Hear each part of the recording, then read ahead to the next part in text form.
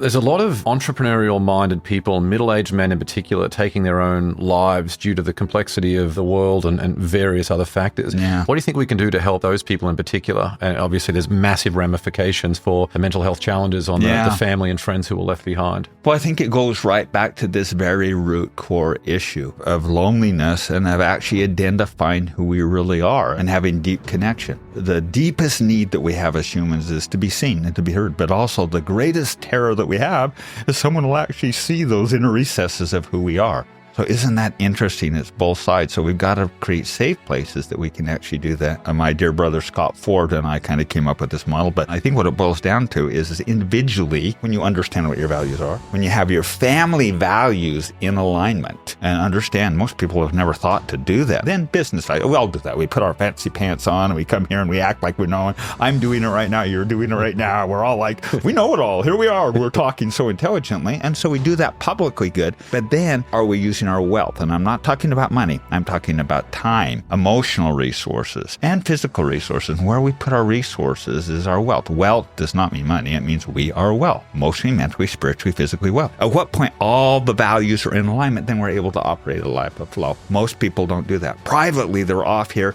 in a hidden hell. So at what point that's out of alignment, we can fake all that we want, this public stuff, but we're going to live this forcey, chunky up and down. Do you know that 70% of all wealth is lost by the second generation, 90% by the third?